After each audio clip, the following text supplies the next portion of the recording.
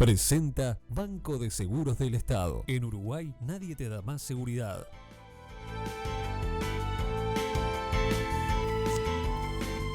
Buenas noches, estamos en AD, en este espacio de análisis, además de noticias, con Raúl Ponce de León. ¿Cómo anda? ¿Cómo le va, Pereira? ¿Anda bien? Bien, bien. Llegó el avión de los fatales llegó, ¿no? El avión, decía Tatú, en la isla de la fantasía. Qué complicado esto, ¿no? Qué lío que se salvó Uruguay. Bueno, más allá de la polémica que se puede haber generado. Sí, se salvó, pero ya está en medio de la polémica igual, ¿no? Bueno, usted dice porque hoy la prensa argentina daba cuenta de una entrevista a uno de Estamos hablando del avión iraní. Exactamente. Que venía... Venezolano es en realidad, ¿no? Venezolano. Fue de Irán. Irán se lo vendió este año a Venezuela, empresa venezolana, y estaban viajando con tripulantes en un número excesivo de venezolanos y de iraníes, que hizo una tournée por la región, ¿no? Bueno, sí, había hecho una tournée por el Asia Central, en el Mar Caspio, apagaba los radares. Volaba el transporter, que es la especie, digamos, el localizador. Exacto, volaba a baja altura. Bueno, este avión a baja altura no creo que... Es un 747 de última tecnología, es un monstruo. ¿Lo vio? Vio que estos hacen cualquier cosa. Sí, bueno. No, lo que le decía, Uruguay lo rebotó. Cuando tenían autorizado el viaje Buenos Aires-Montevideo, y a mitad del viaje fue lo que recién escuchamos al ministro Heber. La inteligencia paraguaya alertó de la complicación de este avión, de todo lo que implicaba, porque la empresa estaba sancionada por Estados Unidos. Las empresas que atiendan los servicios del avión, como por ejemplo el combustible, podrían ser sancionadas también, ¿no? Además coincidía que el nombre del piloto coincidía con el nombre de un miembro de Al-Quds, una de las brigadas consideradas terroristas. Claro que sí. Y entonces Uruguay lo rebotó. Cuando venía en viaje dijo, no, le vino la información que decía Heber de la inteligencia paraguaya. El ministro Heber se comunicó con Javier García, el ministro de Defensa, y en el interín desautorizó el ingreso del avión al cielo uruguayo, ¿no? Y esto generó el retorno del avión a Buenos Aires y una polémica, porque el problema volvió a Argentina, porque bajó el avión y hoy está allí retenido los tripulantes con los pasaportes. Se ha generado toda una investigación mucho más con una lupa. Ahora entró en polémica porque lo está siendo acusado. Y lo que Uruguay publicaba este integrante de la tripulación, un venezolano, Víctor Pérez Gómez, dijo: la decisión por parte de las autoridades aeronáuticas uruguayas no solo puso en riesgo la seguridad operacional del vuelo, que previamente había sido aprobado, sino que, estando en conocimiento de las limitaciones de combustible con que partimos desde el aeropuerto de Ezeiza, criminalmente, dice, impidieron una escala técnica pactada internacionalmente. ¿Usted habló con gente del Ministerio? Sí, señor, con altas esferas del Ministerio de Defensa, y niegan esto. ¿Por qué?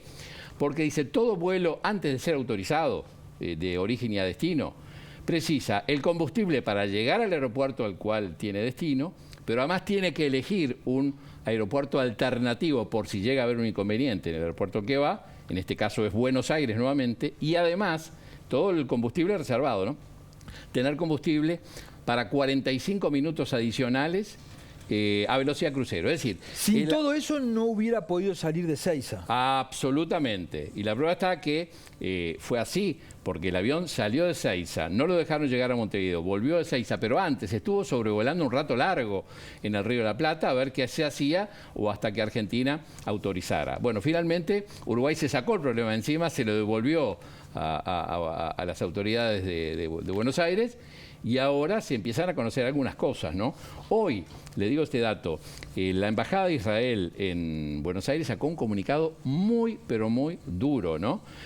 No nombra a Venezuela para nada, pero hace referencia a Irán y sus políticas, de alguna forma, aliadas con acciones terroristas, y lo que implicaba la expansión o la intención de expansión de Irán en el continente, ¿no? Y felicitaba a las autoridades argentinas, el gobierno de Israel, a través de su embajada, por las medidas de rápida intervención y de aclarar todo el panorama, ¿no? Bastó que la inteligencia paraguaya llamara para que acá se encendieran las alarmas, porque desde hace por lo menos 20 años Irán es un objetivo de los servicios de inteligencia muy especialmente. Lo asocian a Hezbollah y a Ciudad del Este, mucho de esto, ¿no? Pero mire esto, si no es para estar quemado con leche. Las investigaciones del fiscal Nisman, sí, suicidado. Sí. Lo suicidaron. Sí, lo suicidaron, sí, todo, ¿no? Indicaría que sí. Parece que lo suicidaron. Las investigaciones indicaban que el clérigo Moshe Rabani, que estuvo aquí en la Embajada de Uruguay en la década del 90, realizó reuniones en una casa cercana al Estadio Centenario, donde se empezó a preparar el atentado a la AMIA. Mire lo que le estoy diciendo. Esta información fue proporcionada además por miembros del Servicio de Inteligencia que viajaron especialmente a reunirse con Nisman en Buenos Aires en su momento, y está contenida esa información, y la foto de la casa integra el expediente AMIA. Se empezó a preparar acá, según Nisman, el expediente AMIA a partir de Rabani. En el 2014, quizá la gente lo recuerda, se llamó a consulta al embajador iraní en ese momento en Uruguay, de apellido Soltani, luego de que se supo que el diplomático en una reunión en la embajada de Suecia había negado la existencia del Holocausto. Lo llamaron a consulta y a los pocos días Soltani se fue. ¿A dónde se fue?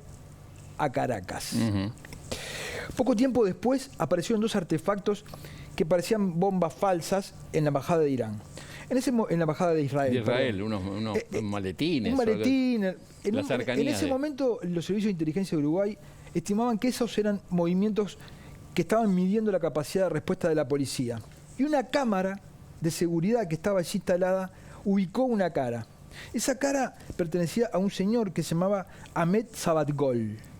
Ahmed Sabatgol, tenemos una foto, no sé si la tenemos allí, porque fue un personaje... fue un personaje muy importante en el contacto que... mire, ahí está. El presidente Ahmadinejad con Hugo Chávez y ese señor Sabatgol.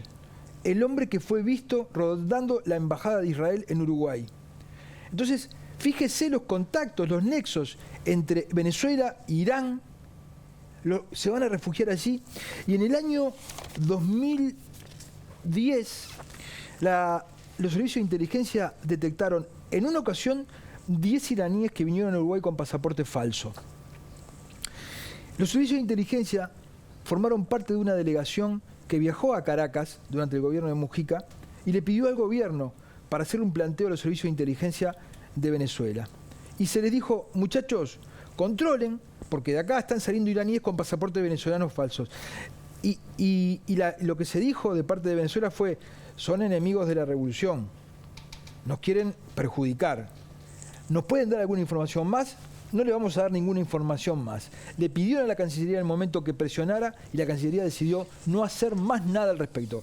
Si estaremos quemados con leche, para que cada vez que una mezcla de Irán con Venezuela aparezca por acá, hay que abrir los ganchos. Bueno, Uruguay los abrió a tiempo gracias a la colaboración de la inteligencia paraguaya y evitó que el avión se acercara al aeropuerto de Carrasco y se sacó un problema encima. Digo todo esto, le demos todo este contexto porque para alguna gente puede parecer todo un circo. No, circo no. La prueba está que este comunicado de la Embajada de Israel en Argentina, sumado a declaraciones del embajador de los Estados Unidos, también en Buenos Aires, agradeciendo a la Argentina su rápida intervención. Quedó muy limitado Argentina, porque Argentina dio la sensación de que los artículos que publica La Nación de Buenos Aires da cuenta de que, en fin, cuando no tuvieron más remedio que reaccionaron. Acá nunca pasa nada, decían los argentinos, y un día amanecieron con la AMIA. Pero aparte, la crítica en cuanto al tema de Irán, que les generaron 2 atentados terribles en Buenos Aires, ¿no? Que está probado que Irán intervino.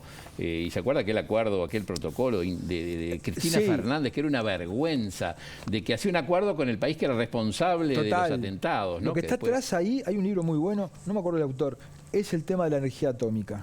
Eso es lo que estuvo que Irán atrás. sigue avanzando y todo dicen que en pocas semanas tendría todos los elementos técnicos para tener la bomba atómica, ¿no? Exactamente. Que ha sorteado todos un medio no muy creíble porque está vinculado al Mossad, pero en su momento informó que a Nisman lo podría haber matado un comando iraní.